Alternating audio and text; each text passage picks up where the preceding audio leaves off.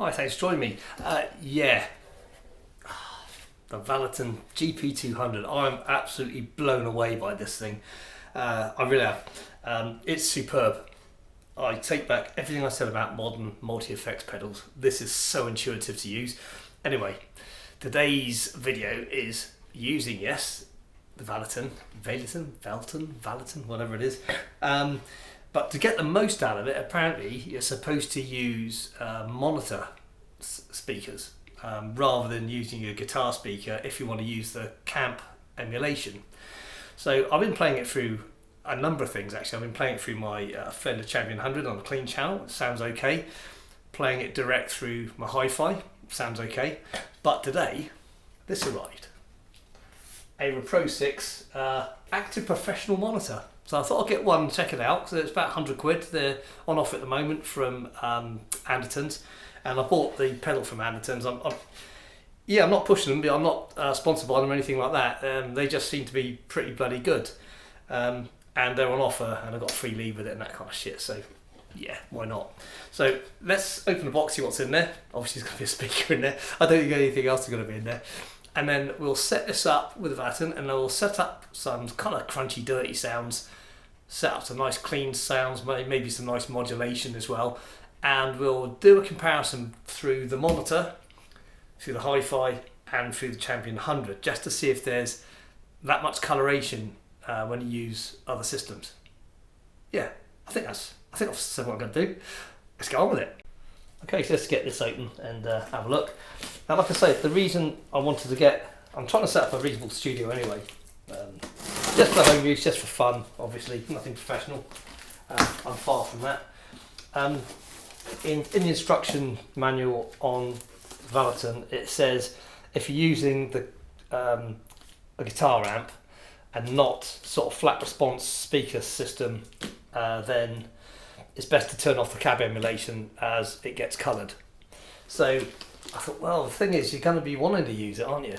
So that's the whole point of me getting it, is to use the cab emulation and stuff like that. So I thought, let's get this. After a bit of research, these Ayra Pros seem to be pretty good for the money anyway, because it's a minefield out there of stuff, really. You can spend a fortune.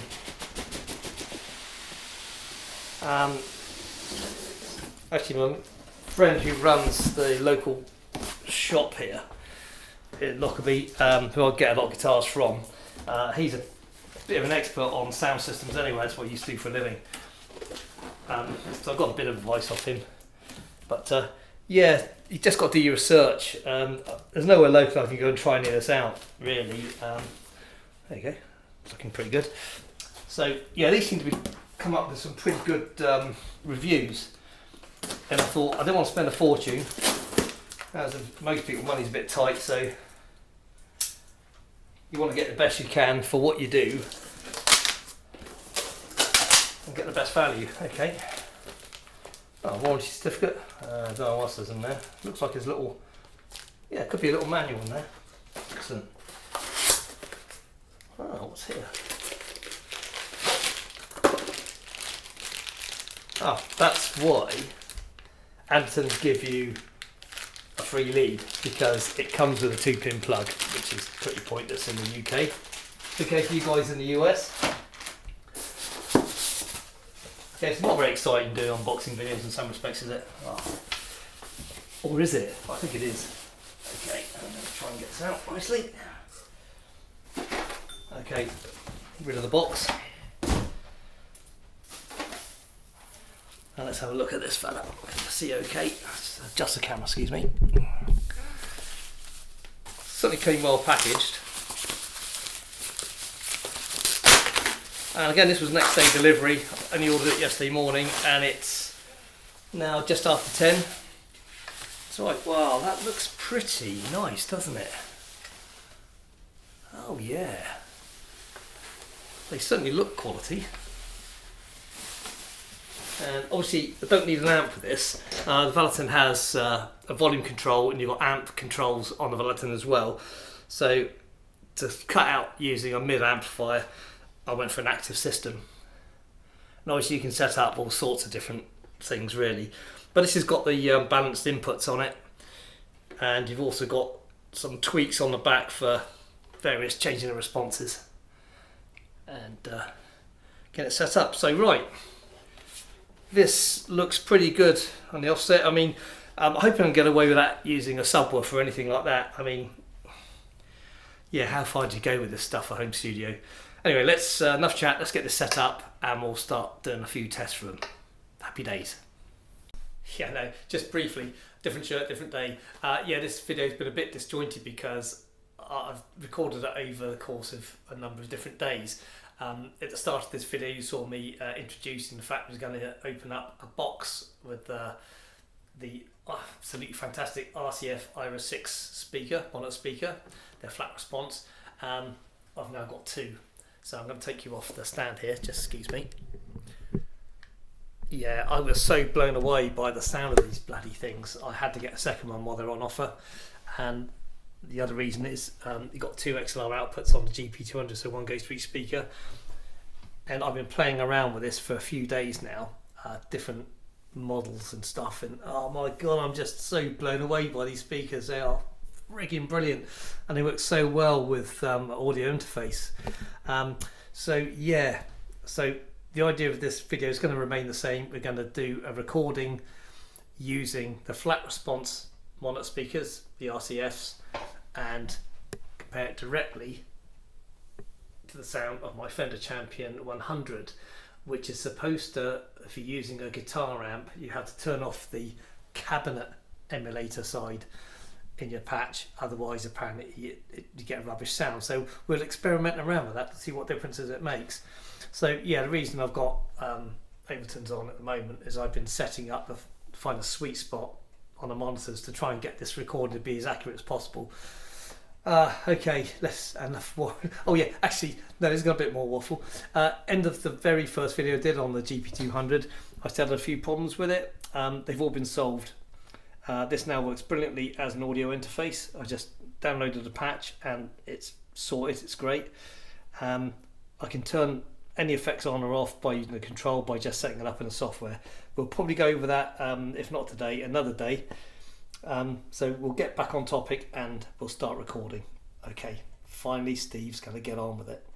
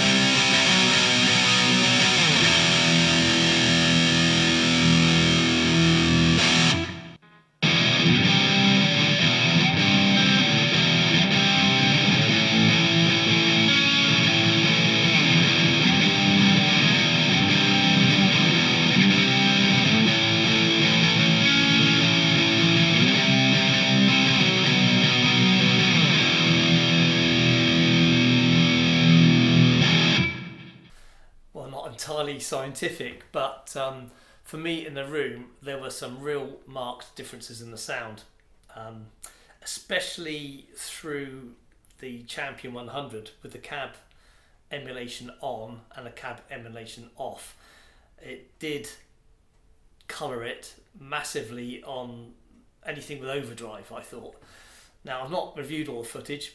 For me, with all the cabinet emulation and the amplifier emulations on, with the full effects, the RCFs, the flat response speakers in the room were just absolutely superb.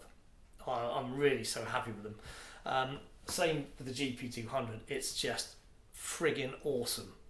Now, I think you can frig around with things and do your own setups. You know, one setup isn't going to suit all, is it? Now, I was plugging the system straight into the main input of my Fender Champion. Now, you might find if you go through an effects loop on it, you might get a different sound completely. So it's all going to depend on what amps you're using, etc., isn't it? And personal choice.